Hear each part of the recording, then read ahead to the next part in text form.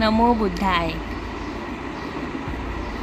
इतिहासप्रेमी मित्रांनो, आज आपण एका अशा ठिकाणाच्या गूढ कथेत हरवणार आहोत जेथे दगडात कोरलेली स्वप्न शतकानुशतके बोलत राहिली.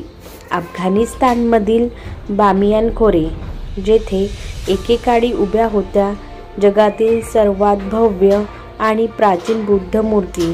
ही कहाणी आहे सौंदर्याची, विश्वासाची, नाशाची आणि पुन्हा उभारी घेणाऱ्या आशेची. पण यात आहे एक रहस्य जे आजही बामियानच्या खोऱ्यात दडलेलं आहे. तयार आहात का? चला हा रोमांचक प्रवास करूया. 6व्या शतकात बामियान खोरे हे रेशीम मार्गाचं एक चमकणारं केंद्र होतं. हिंदुकुश पर्वताच्या सावलीत वसलेलं हे खोरं त्या काळात बौद्ध धर्माचं स्वर्गीय ठिकाण होतं. येथे डोंगराच्या खडकात कोरलेल्या 2 भव्य बुद्ध मूर्ती उभ्या होत्या. 55 मीटर उंच साल आणि 38 मीटर उंच शमामा. या मूर्ती इतक्या प्रभावशाली होत्या की त्यांच्या चेहऱ्यावरचा भाव, शांत भाव आणि हातामधील कोरीव कामाची कला पाहून कोणीही थक्क व्हायचं. प्राचीन प्रवासी आणि इतिहासकार जसे की चीनी भिक्षू ह्युएन त्सांग यांनी लिहिलंय की या मूर्ती सोन्याच्या रंगात रंगवलेल्या होत्या. त्यांच्या डोळ्यामध्ये रत्न जडलेली होती जी रात्रीच्या अंधारात ताऱ्याप्रमाणे चमकायची. मूर्तीच्या पायथ्याशी बौद्ध विहार आणि गुफा होत्या जेथे भिक्षू ध्यान करायचे आणि जगभरातून आलेले व्यापारी थांबायचे.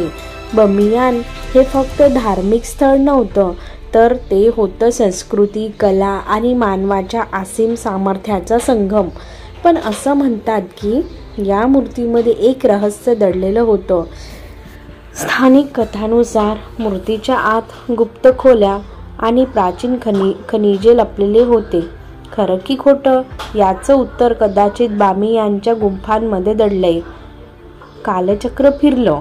बामियानवर अनेक आक्रमणे झाली. 7व्या शतकात इस्लामचा प्रसार झाला. त्यानंतर मंगोल, पार्शियन आणि इतर साम्राज्यांनी बामियानला लुटलं. तरीही या बुद्ध मूर्ती शेकडो वर्ष अजिंक्य उभ्या राहिल्या, जणू त्या इतिहासाला आव्हान देत होत्या. त्यांच्या शांत चेहऱ्यांनी प्रत्येक संकटाला समोर केलं. पण 2001 साली एक भयंकर घटना घडली जी जग कधीच विसरू शकणार नाही. मार्च 2001 मध्ये तालिबानच्या सत्तेनं या मूर्तींना इस्लाम विरोधी ठरवलं. त्यांनी डायनामाइट्स आणि तोफांचा मारा करून 1500 वर्ष जुन्या या मूर्ती उद्ध्वस्त केल्या.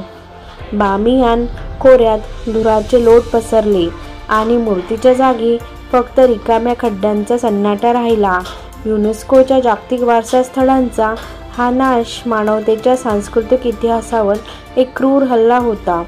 पण का कोणीतरी इतिहासाचा असा नाश केला? काही इतिहासकारांचं म्हणणं आहे की तालिबानला या मूर्तीची सांस्कृतिक ताकद आणि त्यांच्याशी जोडलेलं प्राचीन रहस्य सहन झालं नाही. स्थानिक लोक आजही सांगतात की मूर्तीच्या आत लपलेल्या गुप्त खजिन्यांचं रहस्य तालिबानला अस्वस्थ करत होतं. खरं असेल का हे, की हा फक्त एक दंतकथा आहे? पण मित्रांनो, बामियानची कहाणी इथेच संपत नाही. आज बामियान खोरे पुन्हा जागं होतंय. युनेस्को, जपान, जर्मनी आणि इतर देशांमधील तज्ज्ञ मूर्तीच्या पुनर्बांधणीसाठी झटत आहे.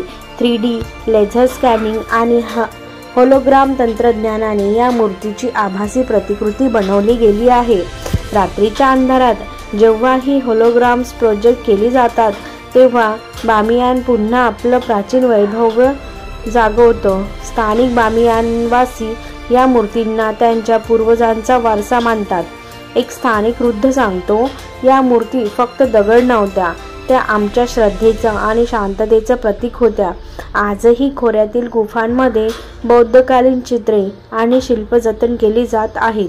काही पुरातत्वशास्त्रज्ञांचा विश्वास आहे की या गुंफांमध्ये अजूनही प्राचीन खनिजे आणि बौद्ध ग्रंथ लपलेले असू शकतात, जे बामियांच्या गौरवशाली भूतकाळांची साक्ष देतात. आणि मित्रांनो, बामियांच्या स्थानिकांमध्ये एक विश्वास आहे, या मूर्तीचा आत्मा अजूनही खोऱ्यात भटकतो, जणू पुन्हा उभं राहण्याची वाट पाहतो. भविष्यात या मूर्त्या पुन्हा उभ्या राहतील का, की त्यांचं रहस्य कायमच गूढ राहील? बामियान बुद्धांची कहाणी आपल्याला सांगते की कितीही विनाश झाला तरी मानवतेची कला, संस्कृती आणि विश्वास कधीच नष्ट होत नाही. ती पुन्हा उभी राहते, नव्या स्वरूपात, नव्या जोमाने. बामियान हे फक्त एक खोरं नाही, तर ते आहे मानवाच्या असीम शक्तीचं प्रतीक. मित्रांनो, ही गूढ कथा तुम्हाला कशी वाटली? तुम्हाला वाटतं बामियांच्या मूर्ती पुन्हा उभ्या राहतील का, की त्यांच्याशी जोडलेलं रहस्य कायमच हरवलं? आणि जर तुम्हाला बामियांना भेटण्याची संधी मिळाली तर तुम्ही तेथे काय शोधाल? खाली कमेंट्समध्ये नक्की सांगा. आणि हो, असंच रोमांचक इतिहासाचे किस्से ऐकण्यासाठी आमचं चॅनल सबस्क्राईब करा.